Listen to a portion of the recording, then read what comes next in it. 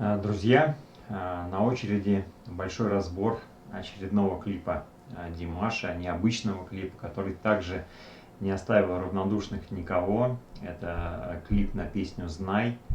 Слова Михаила Гуцериева, музыка Игоря Крутого, режиссер Алан Бадоев. И у Алана свой взгляд на некоторые вещи, и мы с вами сделали разбор на клип Димаша «Любовь уставших лебедей», где тоже мнения были, где мнения Дирс разделились, кому-то клип не понравился, кому-то очень понравился, кто-то его не понял. И вот вторая работа Алана Бадоева – это клип на песню «Знай». Песня для меня необычная, песня для меня всегда будет стоять отдельно, потому что эту песню в двух исполнениях мы прекрасно знаем, что есть еще вокалист на эту песню, восхитительный.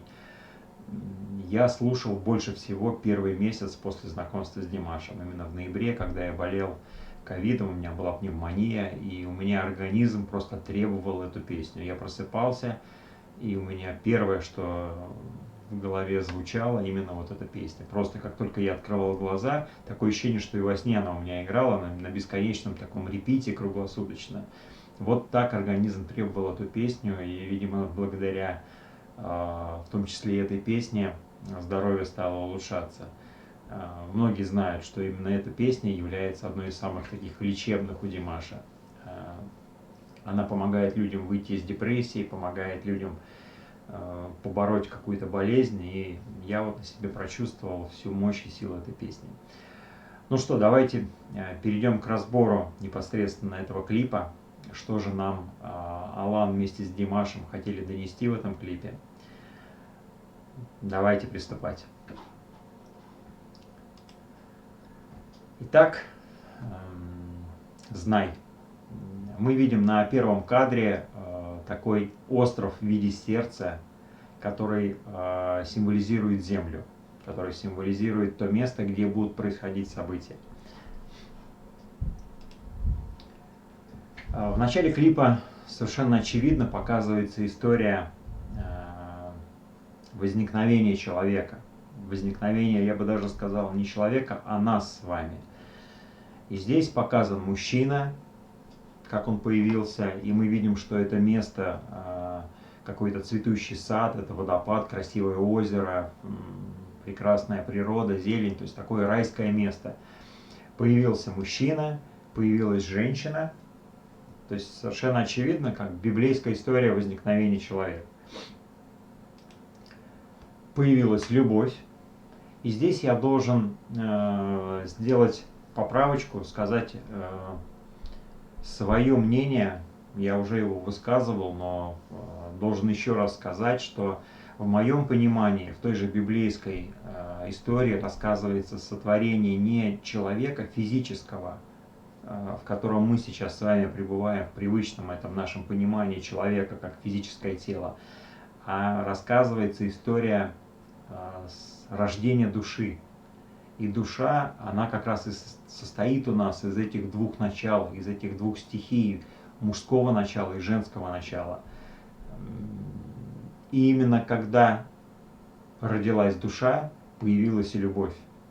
Потому что именно сочетание вот этих двух стихий, двух противоположных энергий зародило любовь. И дальше мы видим син, грех. А что такое грех? Грех – это выбор. И, соответственно, пока не было контраста, пока не было выбора, пока не было из чего выбирать, и падения как такового не было. Поэтому в моем понимании грех – это когда человек делает выбор. То есть он может сделать выбор в сторону низких вибраций, и тогда он опускается и падает, как раз грехопадение. Или наоборот, он может сделать выбор в сторону высоких вибраций, и тогда он поднимается, возвышается. И дальше мы видим картину infinity, бесконечность. Родилась душа, и она бесконечна. Она бесконечна, как наш этот мир, в котором мы с вами пребываем. Ведь мир огромен, наша Вселенная огромна, ее невозможно объять. нашей мыслью человеческой. И здесь опять же отсыл к тому, что наше тело-то физическое, оно смертно, оно лишь живет очень маленький фрагмент, это лишь одно дыхание Вселенной, а наша душа бесконечна. И мы видим на этой картине, как показано рождение души, как душа объединила в себя мужское и женское начало, и под словом грех здесь я понимаю, что эта рожденная душа, как младенец, стала воплощаться на земле в физический мир, именно в нас с вами. И мы видим, как на какой-то земле появился какой-то портал, мы видим это вот какое-то такое типа портала круг, из которого выползают он и она. Причем не поодиночке, а именно вместе, потому что душа это и есть он и она, душа это и есть мужское и женское начало, душа это и есть объединение вот этих двух стихий, двух противоположностей. И мы видим, что люди родились на земле, то есть они ушли из того места, где они были рождены как душа, и они стали воплощаться в физический мир, и они появились на планете. И вот они выползают, мы видим, что они еще беспомощны, они еще не могут ходить, и здесь как раз первые слова: «Ночь исчезает до утра, мы с тобой два беглеца, убегаем от себя». И вот здесь как раз эта фраза говорит о том, что эти два беглеца, он и она, то есть душа, убежали из своего дома. То есть они отправились в путешествие по этому миру, по этой вселенной. И они убежали от себя, от своего дома. И мы видим, на заднем плане стоит Димаш. Причем, если мы видим, что эти два человека одеты в такую, ну, можно сказать, там, первобытную одежду, да, что-то, каких-то накидок у них там, то мы видим, что Димаш стоит в современном костюме. И для меня это ассоциируется с наблюдателем. То есть это наблюдатель, это может быть какая-то высокая сущность, это может быть какое-то, это может быть и Бог, кстати говоря, который наблюдает за нами, за тем, что мы делаем. Это может быть, кстати говоря, и, например, представитель какой-то высокоразвитой цивилизации другой, и он тоже наблюдает, как зарождается жизнь, как эти младенцы, души только начинают делать свой путь, и это как такие вот наблюдатели, воспитатели, которые за нами следят и помогают нам как-то развиваться, как мы помогаем своим детям. В общем, здесь много на самом деле таких ассоциаций, но первая ассоциация, что это какое-то высшее существо, которое вот наблюдает за тем, как его маленькие детишки начинают познавать этот мир. И следующая фраза: «Я слышу шорох и шаги, нежный шепот вопреки». То есть, когда мы с вами рождаемся в этом мире, в физическом мире, когда мы с вами младенцы, мы ничего еще не понимаем. У нас еще не прояснилось зрение, мы лишь слышим какие-то шорохи и шаги, и при этом мы слышим нежный шепот нашей матери, мы слышим нежный шепот наших родителей, которые нас убаюкивают, которые нас успокаивают. То есть вопреки тем страхам, неожиданностям, которые мы еще не знаем. И вот этот шепот нас успокаивает. Это шепот нашей мамы. Ну и, конечно же, Димаш стоит на заднем плане, показывает рукой, как вот она, это наша душа, родилась в физическом теле младенца. Ну и что потом происходит?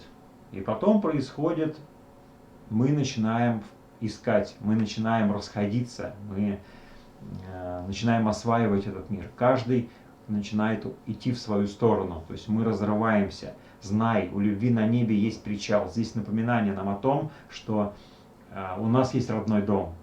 Где-то там, где родилась наша душа, в этом райском саду есть родной дом, и нам надо к нему прийти.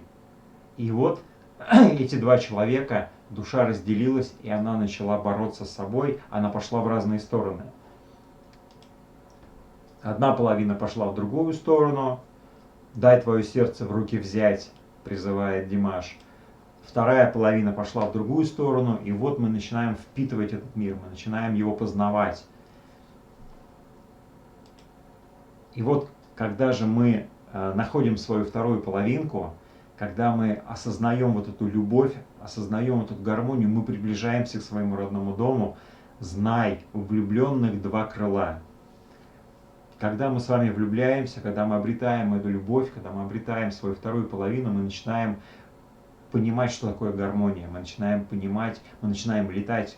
Это опять же перекликается с клипом «Любовь уставших лебедей», очень похоже. Ну, режиссер один, и понятно, что он свой взгляд, свою мысль нам выдает в этих образах. И вот, когда зарождается эта любовь, когда эти две половинки наконец-то обратно встретились, после того, как они начали скитаться в поисках, в выборе, в решениях, ошибках, и вот когда эти две половинки встречаются, когда душа обретает гармонию, она состыковалась с двумя этими половинами и стала целой, в небе начинают бить колокола. То есть торжествуя вот это объединение, что наконец-то произошло слияние, и человек максимально гармоничен в этом состоянии. Любовь рвет сердца. Ну, действительно, любовь рвет нам сердца. И опять же, обратите внимание, то есть была какая-то песчаная земля, когда человек родился, когда он скитался, когда он искал, делал выбор в ту, в другую сторону. И вот когда мы полюбили, когда мы нашли свою вторую половину, мы опять оказываемся в этом райском саду. Обратите внимание, что вот опять этот фонтан, опять эта красивая зелень, озеро у водопада. Кровь застывает без тебя. Красивый очень кадр на фоне солнца, и Димаш, он действительно как солнце, когда мы на него смотрим, мы улыбаемся, как-то глядим на солнце, мы тоже непроизвольно улыбаемся. И он напоминает о том, что поодиночке мы не целое, поодиночке мы не то. У меня в гостях мечта, у нее твои глаза. Когда мы встречаем свою любимую, когда мы встречаем своего любимого, кто, в зависимости кто какого пола, то мы в его глазах видим мечту, то, о чем мы мечтали, о любви. И очень красивый кадр, радуга, водопад, вот это вот озеро. Знай, мои чувства бьют в набат. Вот она любовь, когда мужчина готов носить на руках женщину, когда воцарилась эта гармония.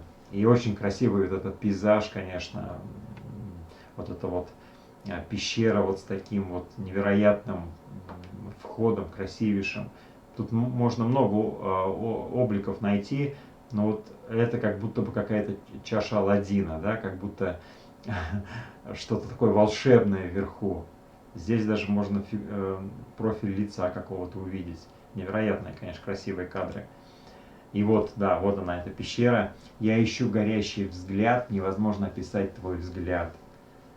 Когда наш мир, когда мы влюбляемся, когда мы обретаем любовь, все, мы перестаем видеть все, что вокруг нас. Мы видим только взгляд любимого человека. И опять разлад.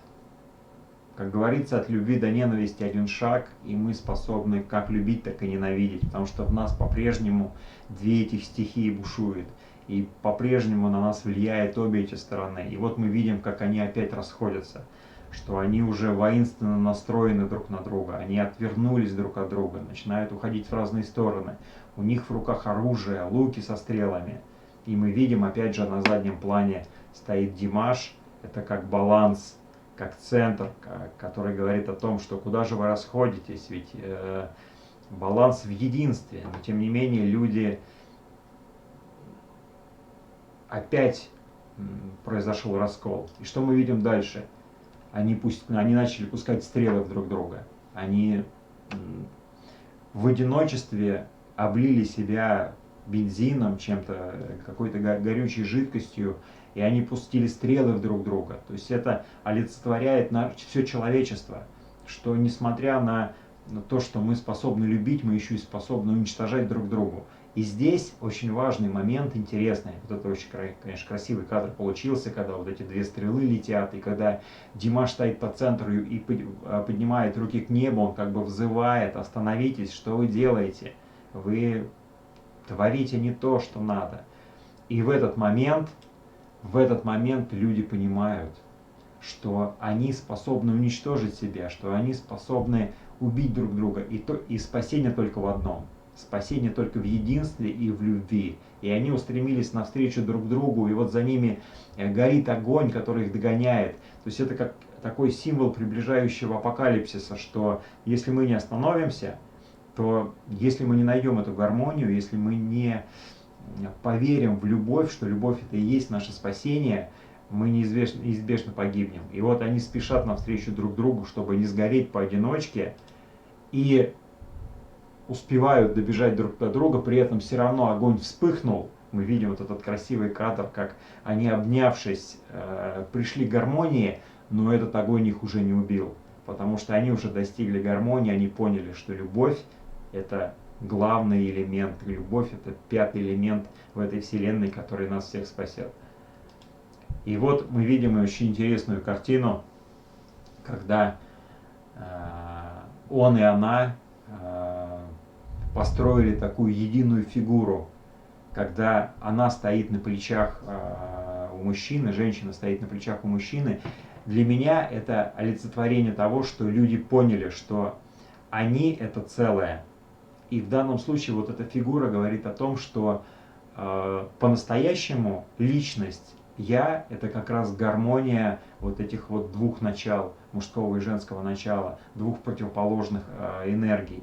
И именно вот такое построение говорит о том, что люди поняли, что мы нераздельны, что мы это и есть что-то общее, мы и есть душа, которая вот так и устроена. И вот этот кадр, конечно, говорит, для меня говорит об этом, что человек понял, кто же он такой на самом деле. И вот мы видим уже кадр, где уже они, обнявшись вместе, лежат, они спаслись от этого огня, они уцелели только благодаря тому, что поняли, кто они есть, и что любовь их спасет, и любовь их спасла. Ну и вот здесь вот красивейший кадр, когда Димаш вот в этом райском месте, этот водопад, напоминает нам: знай, у любви на небе есть причал, что у нас есть родной дом, и что только любовь нас приведет в этот родной дом. Там, где мы с вами родились, не наше физическое тело. Вот здесь вот главное у многих заблуждение, потому что мы себя стали воспринимать как физическое тело. Но мы – это душа, и наша душа имеет дом, и наша душа имеет то место, где она родилась, где она была создана. И вот Димаш нам напоминает об этом: знай, у любви на небе есть причал. Очень красивый кадр. Ну и вот эти вот слова, которые сам Димаш произнес, очень красивый кадр, где он опять же разводит руки и поднимает свой взгляд к небу. Димаш сказал: песня необычная, совсем не такая, как другие. В этой композиции встречаются небо и земля, любовь человеческая и вселенская. Вы понимаете, насколько мудрые слова из уст 25-летнего парня.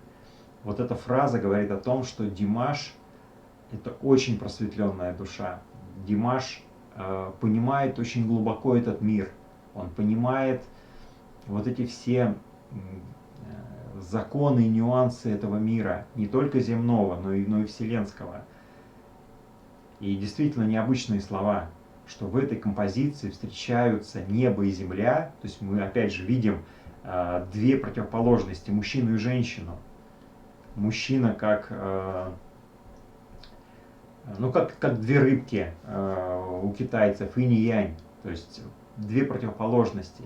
И что вот они встречаются, небо и земля, любовь человеческая и вселенская. И вот здесь тоже очень важные слова, которые говорят о том, что только через человеческую любовь мы можем познать и вселенскую любовь. А вселенскую любовь мы можем познать только тогда, когда мы осознаем себя, и мы поймем, что мы состоим из этих двух стихий, что невозможно оторвать что-то одно от другого, нельзя выкинуть что-то, нарушится целостность нашей души. И по-настоящему вселенскую любовь мы способны познать только тогда, когда мы себя осознаем, мы поймем, кто мы есть, мы поймем, из чего мы состоим, и вот когда мы придем в гармонии с двумя этими стихиями, мы будем способны любить вселенской любовью, абсолютно безусловной, абсолютно всепоглощающей, и мы будем любить друг друга, как мы любим собственных детей, как любит нас Бог. Потом, какие бы мы ни были, хорошие, плохие, добрые, злые, мы все Его дети, и Он нас любит совершенно одинаково, так же, как мы любим своих детей. Вот для меня эта работа дает такой посыл. Понятно, что кому-то не заходит вот эта театральная постановка в виде вот этих танцев, каких-то там неестественных движений, но человек так видит. Мы тоже должны это понимать, что вот Алан так видит, вот он таким образом проявляет свои чувства. И на самом деле ведь он закладывает очень глубокий смысл. И опять же я уверен, что Димаш здесь был не просто исполнителем, а Димаш здесь наверняка также исполнял главную скрипку, и вместе с Аланом он прорабатывал сценарий этого клипа. Для меня посыл совершенно очевидный, и он очень мудрый, и он действительно заставляет нас задуматься о многих вещах. Вот такой, друзья, получился у меня большой разбор клипа «Знай». Знаю, что у каждого есть свое мнение. С нетерпением жду ваше мнение в комментариях. Все, друзья, всех обнял. Всем спасибо.